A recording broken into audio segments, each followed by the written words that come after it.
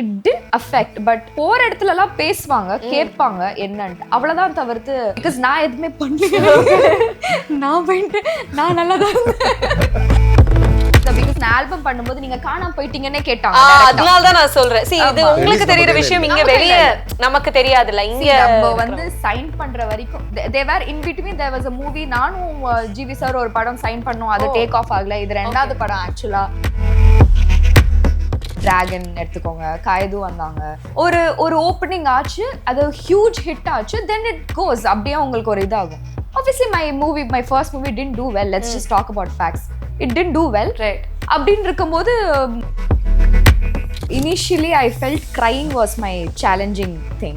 நம்மள இவ்ளோ எக்ஸ்ட்ரோவர்ட்டா இருக்கிற ஒரு பர்சனை இன்ட்ரோவர்ட்டா காட்ட முடியும்னு ஒரு டைரக்டருக்கு என் மேல நம்பிக்கை இருக்கும்போது நம்ம வந்து நம்பி உள்ள போயிடணும், அவ்வளவுதான். It's an opportunity. நாங்க வந்து ஆக்சுவலா நானும் ஜிவி சார் சொல்ல போற நிறைய ஸ்பிரிச்சுவலா பேசுவோம். ஓகே, இந்த கோயில் அந்த கோயில். he is a very very spiritual person. உங்களை எப்போ நாங்க ஒரு full fledged டான்ஸ் ரோல்ல பாப்போம்? ஏன்னா நாங்க இன்ஸ்டாகிராம் சொல்லுங்களா, அப்படியே சொல்லுங்க, எனக்கு கொஞ்சம் கதை கொடுக்க சொல்லுங்க. பட் நமக்கு ஆசையா ஒண்ணுன்னா எனக்கு ஆக்ஷன் படம் பண்ணணும்னு பிடிக்கும். நீ ஒழுங்கா போய் படி அப்படின்னாங்க, நான் ஒழுங்கா படிச்சும் நான் அதை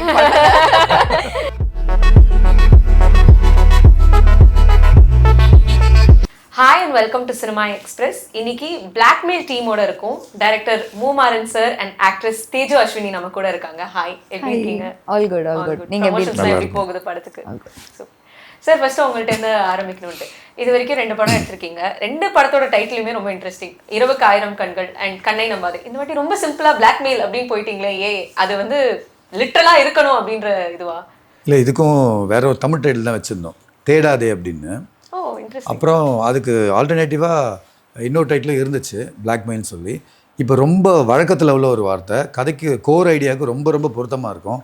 அப்போது சொல்லி பார்க்கும்போது இது நல்லா இருக்குது, ஈஸியாக இருக்குது, எல்லா சென்டர் ஆஃப் ஆடியன்ஸையும் வந்து ஈஸியாக ரீச் பண்ண முடியும்னு தோணுச்சு. ஸோ இந்த டைட்டில் வச்சுட்டோம். ஓகே, நீங்கள் வந்து ப்ரெஸ் மீட்டில் சொல்லியிருந்தீங்க ஆல்ரெடி தட் இது வந்து உங்களுக்கு பழக்கப்படாத ஒரு கேரக்டர், ஒரு ரோல் அப்படின்ட்டு. ஒரு ரொம்ப இன்டென்ஸான நாங்கள் ட்ரெய்லரில் பார்த்தோம். அண்ட் உங்களுடைய லுக்குமே கொஞ்சம் டிஃப்ரெண்ட்டாக இருக்குது. இந்த ரொம்பவே டிஃப்ரெண்ட்டாக இருக்குது. பட் நான் கேட்குற கொஸ்டின் என்ன அப்படின்ட்டு, எந்த தைரியத்தில் எடுத்தீங்க நம்ம பண்ணிடலாம்? பிகாஸ் நீங்கள் எப்போதுமே எக்ஸ்ட்ரோவர்ட்டட் கேரக்டர் தான். And it's not only with films இல்லையா, சோஷியல் மீடியாலையுமே நீங்கள், and that's where you rose to ஃபேம்ன்றப்போ நம்ம இது பண்ணிடலாம் அப்படிங்கிறது எந்த தைரியத்தில் நீங்கள் பிக் பண்ணீங்க? And how different is this going to be? initially I felt crying was my challenging thing. But then அதுக்கப்புறம் எனக்கு ஒரு கான்ஃபிடன்ஸ் வந்துச்சு, அந்த மாதிரி நான் எதுனா எடுத்தாதான் I'll put an effort to learn அப்படின்னு.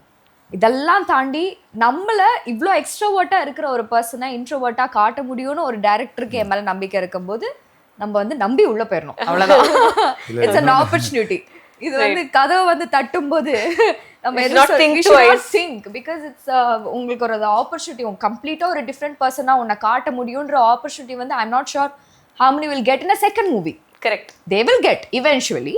ஆனா செகண்ட் மூவில எப்படி கிடைக்கும், நம்பி கொடுக்கறவங்க ரொம்ப கம்மியா. எக்ஸாக்ட்லி, அதனால சோ பிகாஸ் என்ன எங்கேயுமே பாவமா பார்க்க முடியாது இல்லையா, இன்ஸ்டாகிராம்லயும் பார்க்க முடியாது, ஃபர்ஸ்ட் படத்துல பாவமா பார்க்க முடியாது. அதையும் தாண்டி ஓகே இவங்களால வந்து ஒரு கேர்ள் நெக்ஸ்ட் டோரா வந்து ரொம்ப பாவமா பண்ண முடியும் சார் விஷன் பண்ணியிருக்காரு. ஐ கெஸ் ஜஸ்டிஸ் பண்ணியிருக்கேன். உண்மையிலே நல்லா பண்ணியிருக்காங்க. அந்த கேஸ்டிங் பண்ண டைம்ல வந்து நான் இன்ஸ்டால்லாம் இல்லை. இப்போ 1 மாசம் முன்னாடி தான் இன்ஸ்டாலே படத்துக்கு. அப்போ என்னன்னா நான் தெரியல, எனக்கு நான் அவங்கள கேரக்டரா தான் பார்த்தேன். அப்போ எனக்கு கரெக்டா இருந்துச்சு. பட் நீங்க ஃபர்ஸ்ட் படம் பாத்துறீங்களா? ஒரு அத வெச்சிட்டு அந்த கேரக்டர் உங்களால பண்ண முடியும். எப்பவுமே படத்தை வந்து அவங்களோட நிஜ வாழ்க்கையோட ஒப்பிட்டு பார்க்க மாட்டேன். சோ அப்போ வந்து இவங்க நம்ம ஆடிஷனுக்கு வரும்போது நான் பார்க்கும்போது அந்த ரோலுக்கு ரொம்ப பொருத்தமா இருந்தாங்க.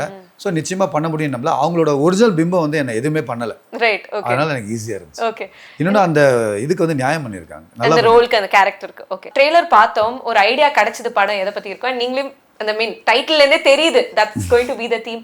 பட் இந்த படத்தோட ஒரு யூஎஸ்பி, ஒரு யூனிக் பாயிண்ட் இதுவா தான் இருக்கும் அப்படின்னா நீங்க எதை சொல்லுவீங்க? அந்த BlackMail தான், இந்த விஷயம் தான். பட் இது ரொம்ப வருஷமா நடக்கிற ஒரு விஷயம் தானே இந்த BlackMailங்கிற. அதை பத்தி இப்போ ஒரு படம் எடுக்கணும் அப்படிங்கிறது எங்க ஒரு ஆர்வம் உங்களுக்கு? இது வந்து இன்னைக்கும் இருக்கும், நாளைக்கும் இருக்கும்.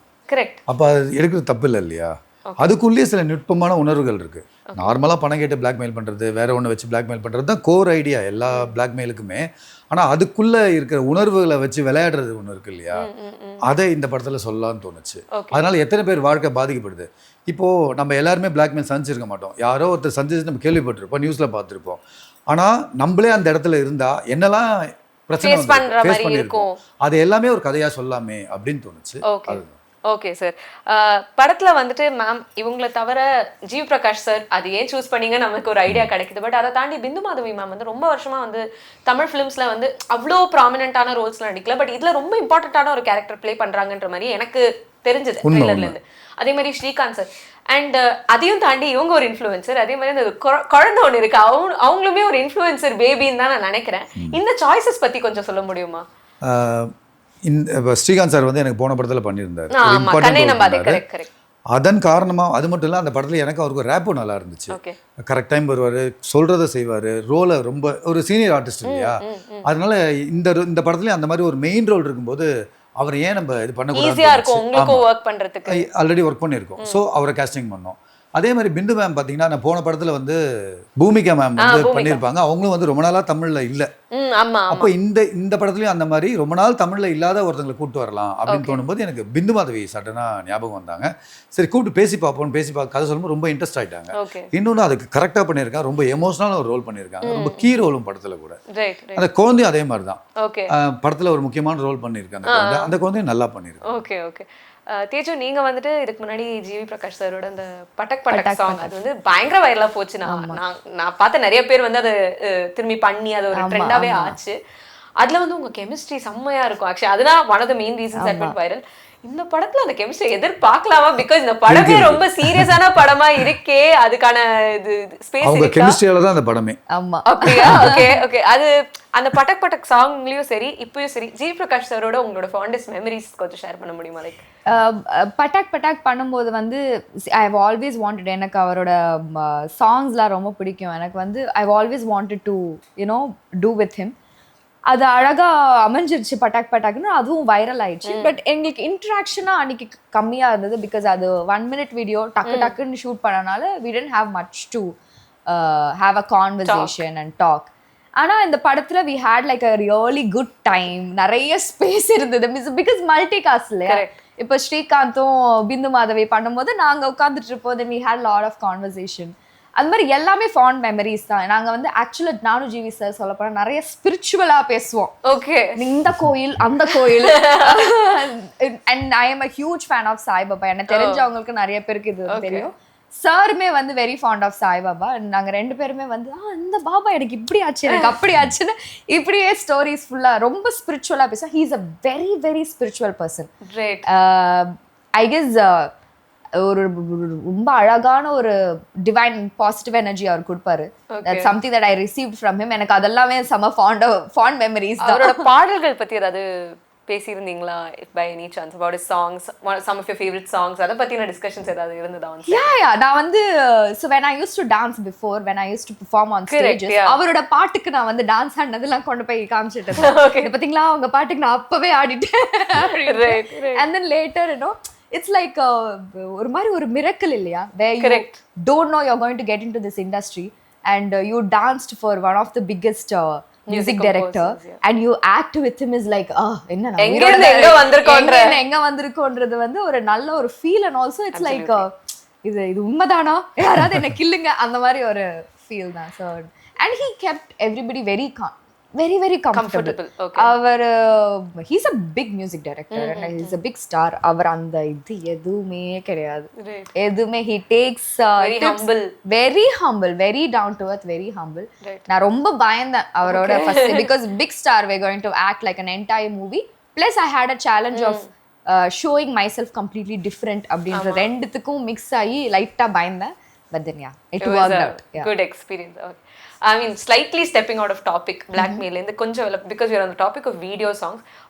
உங்களோட ரொம்ப இன்னொரு ஒரு ஃபேமஸான சாங் எனக்கு தெரிஞ்சு வந்து அந்த ஆஸ்குமாரோ பாட்டு. எஸ், அது வந்து கவினோட பண்ணியிருப்பீங்க. அவர் இப்போ பேக் டு பேக் ஃபிலிம்ஸ் பண்ணிட்டு இருக்காரு. ஸோ நீங்க சொல்லியிருந்தீங்க பட்டாக்குமே வந்து ஜிவி பிரகாஷ் சாரோட பண்ணிட்டு இப்போ ஒரு படம் கிடைச்சிருக்கு. கவின்ட்ட பேசுனீங்களா அடுத்த படத்துல? we've been in touch. அப்பத்துலேருந்தே we've been in touch. Kavin has been a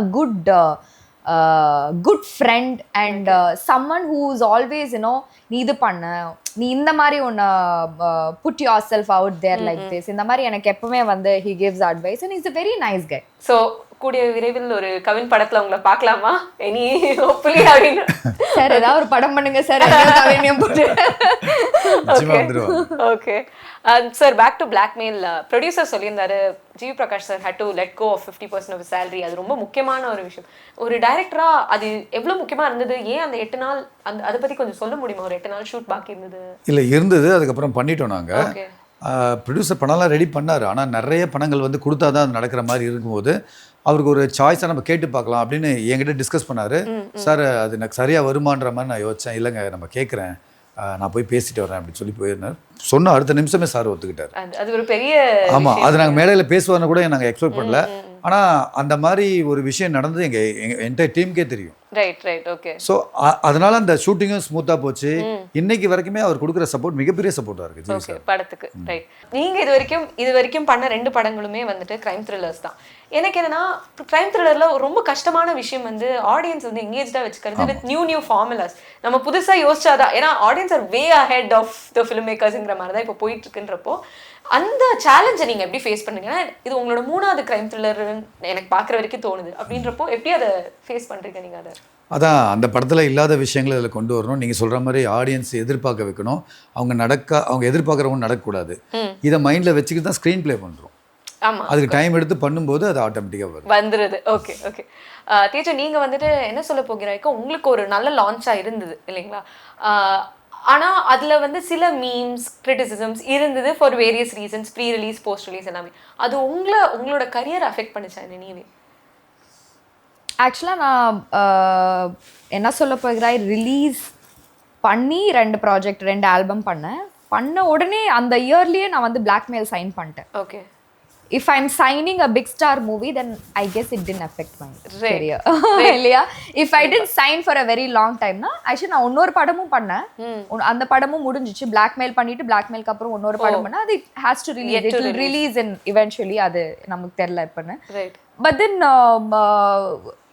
it didn't affect. But போற இடத்துலலாம் பேசுவாங்க, கேட்பாங்க என்னன்ட்டு, அவ்வளவுதான் தவிர்த்து பெருசா பிகாஸ் நான் எதுவுமே பண்ணல.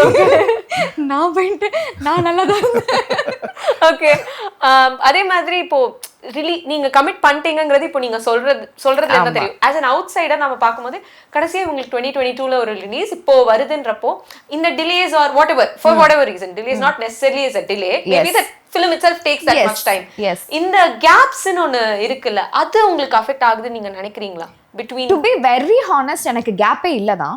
Okay. 3 years I guess for a debutant it's a good gap. Okay. ஏன்னா see the movie has to be super hit.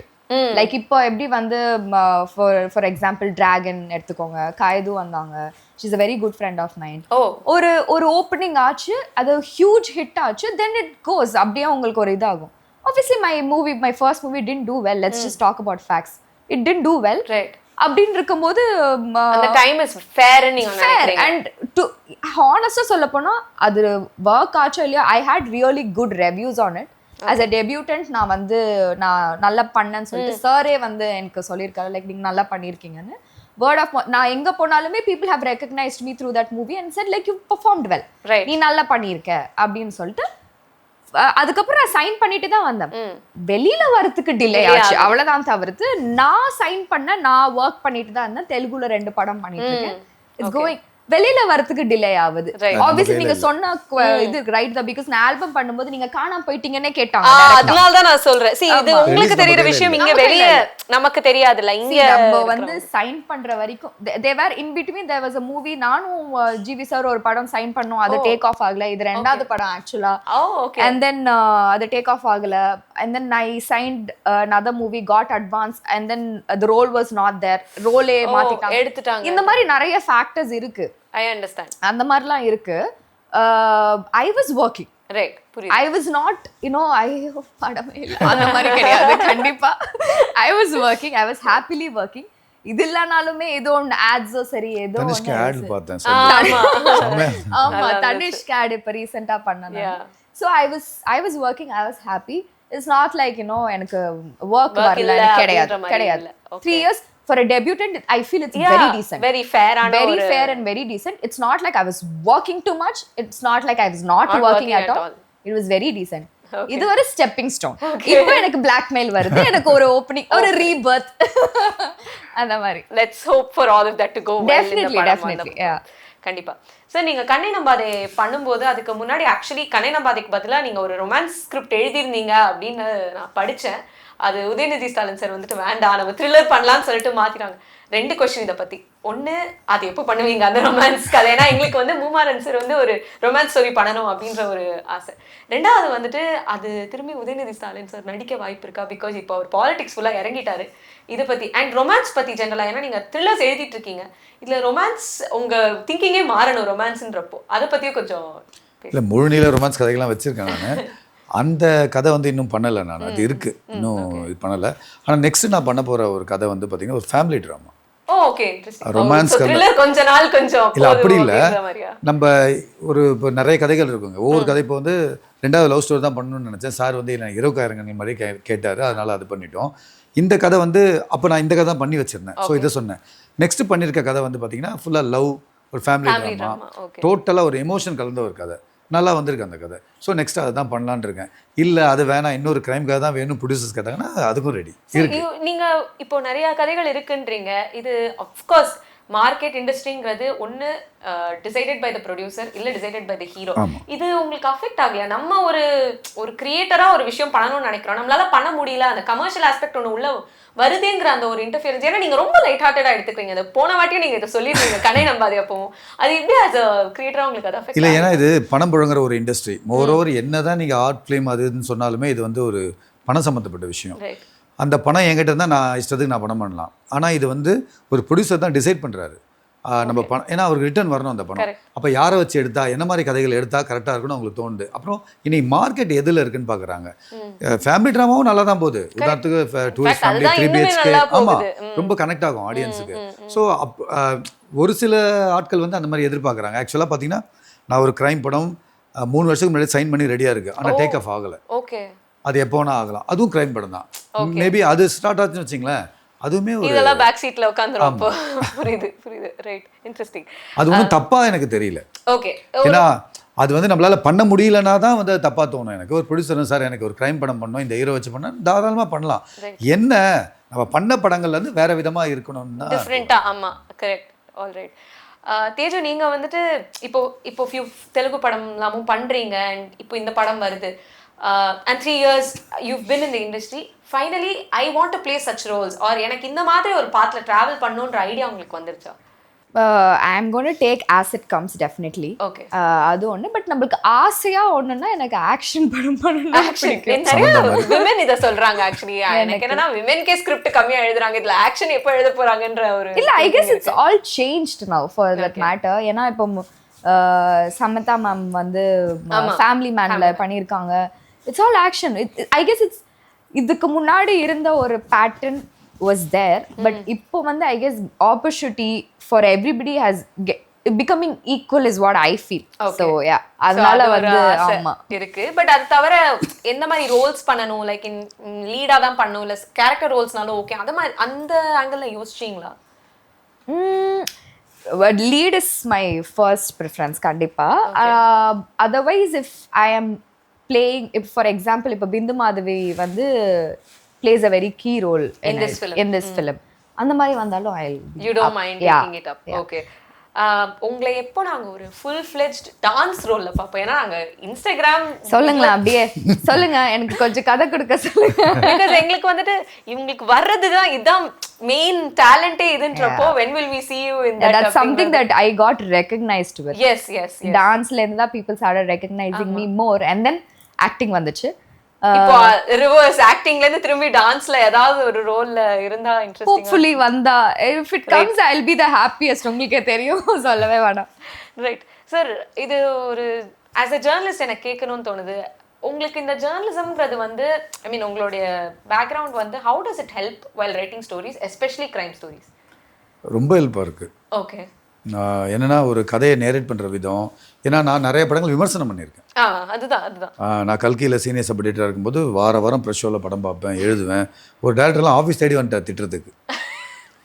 I think இந்த மாதிரி ஒரு கதை எல்லாருக்கும் இருக்கும். எல்லா ரிவ்யூஸ்ட்டும் கேட்டிங்கன்னா ஏதாவது ஒன்று சீனியர் டைரக்டர் அது இது. அப்புறம் நானும் எடிட்டர் சீதாரவி மேடமும் உட்காந்து அவருக்கு புரிய வச்சு அமிச்சோம். Okay okay. ஸோ அந்த மாதிரிலாம் நிறைய இருக்கு இல்லையா. அப்போது என்ன பண்ணக்கூடாது என்ன பண்ணணும் அப்படின்றது தெரிஞ்சதே நம்மள அந்த ரிவ்யூலாம் பார்த்து நம்ம ஒர்க் பண்ணதால தான். ஆனாலும் அதை தாண்டி நிறைய விஷயம் பண்ணக்கூடாத விஷயம் நம்மளும் பண்ணுறோம், அது கற்றுக்குறோம். ஒவ்வொரு படமும் ஒரு லேர்னிங் தான். இப்போ இந்த படத்துலையும் வந்து இப்போ எனக்கு எல்லாமே நல்லா தான் தெரியும், நீங்கள் பார்க்கும்போது உங்களுக்கு வந்து இதை இப்படி பண்ணியிருக்காங்களே இது தப்பாக இருக்கேன்னு தோணும். நீங்கள் அதை சொல்லும்போது அதை நான் திருத்திக்கிறேன். அப்போது கொஞ்சம் கொஞ்சமாக முழுமையான ஒரு சினிமாக்காரனா மாறுறதுக்கு ஒரு பத்திரிகையாளனா இருந்த அனுபவம் வந்து நிச்சயமாக ஹெல்ப்பாக இருக்கும். But it's also easier for you to take கிரிட்டிசிசம்ல. ஏன்னா நீங்க ஒரு இந்த பக்கத்துல உட்கார்ந்திருக்கிறதுனால என்ன அஃபெக்டே பண்ணாது. ரைட். நீங்க சொன்னீங்கன்னா தப்பா இருந்தா உண்மையிலே சரிங்க சார் மாத்திக்கிறேன், சரி மேடம் மாத்திக்கிறேன், நிச்சயமா அந்த படத்துல சரி பண்ணிப்பேன். கரெக்டா இருந்தா ரைட். சந்தோஷமா பாராட்டினீங்கன்னா நிச்சயமா எடுத்துப்பேன். அவ்வளவுதான். ஓகே. ஏன்னா நிறைய பார்த்துட்டோம் நம்ம. அதே மாதிரி ரிசர்ச்லயும் உங்களுக்கு ஹெல்ப் ஆகும் நான் நினைக்கிறேன் இல்லையா. பிகாஸ் நம்ம இந்த பேக்ரவுண்ட்ல இருக்கும்போது நம்மளுடைய கீயே வந்து ரிசர்ச்ங்கிறப்ப அதுலயும் ஹெல்ப் ஆகும். இன்னொன்னு நிறைய ரிப்போர்ட்டர்ஸ் கூட பழகிருப்போம், ஏரியா ரிப்போர்ட்டர்ஸ் கூட பழகிருப்போம். அவங்க நிறைய கதைகள் சொல்லியிருப்பாங்க. சோர்சஸ் அதிகமா இருக்கும், ஸ்டோரிஸ் அதிகமா இருக்கும். கரெக்ட்.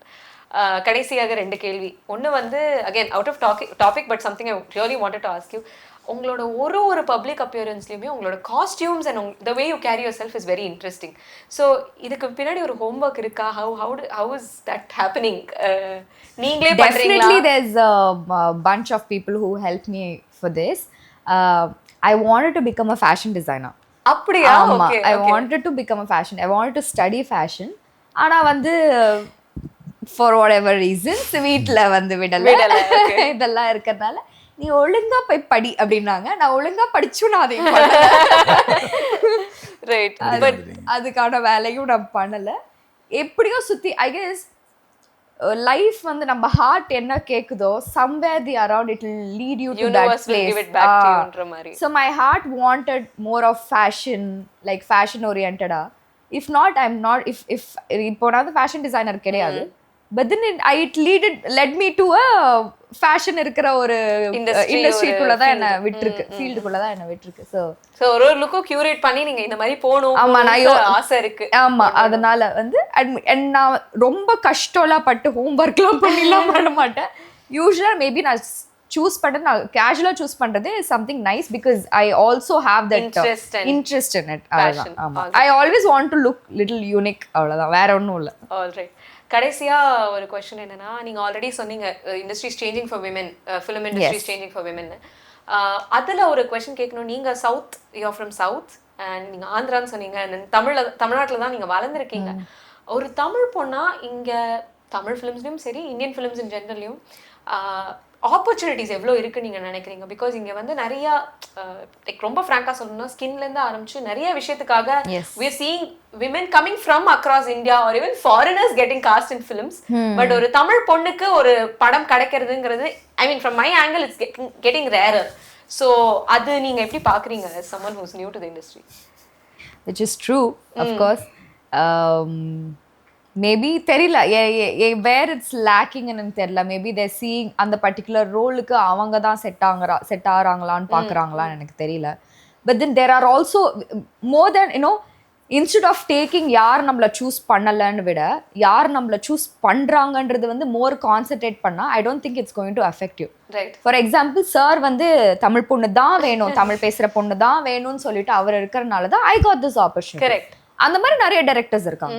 ஐ கெஸ் நம்ம யார் சூஸ் பண்ணலையோ அதை நம்ம எடுத்துக்கூடாது. ப்ராப்ளி அவங்களுக்கு எப்போ தமிழ் பொண்ணு வேணுமோ அப்போ என்கிட்ட வருவாங்க, நான் வந்து நம்பி இருந்துக்கணும். ஸோ வந்து we still get opportunity but it's comparatively lesser ஆகிக்கிட்டே போகுதுதான், which I will definitely accept. But one ஏதோ ஒரு பாயிண்ட்ல you will realize that you need a Tamil person. Exactly. அந்த ரியலைசேஷன் வரும்போது I guess we'll get more importance. அவ்வளவுதான். Okay. Interesting answer. But thank you so much for this conversation. இன்ட்ரெஸ்டிங்கான படமாக வந்திருக்குன்னு நினைக்கிறேன். நீங்கள் பேசின விஷயங்கள்லேருந்து நான் புரிஞ்சுன்றது வந்து BlackMail is a very interesting film. August 1 தியேட்டர்ஸில் வருது. Excited to watch the film and tell you what I thought about it. Yes, so please. all the very best for that. And உங்களுக்குமே இந்த படம் நல்லது பண்ணட்டும் அப்படிங்கிறது. Thank you so much.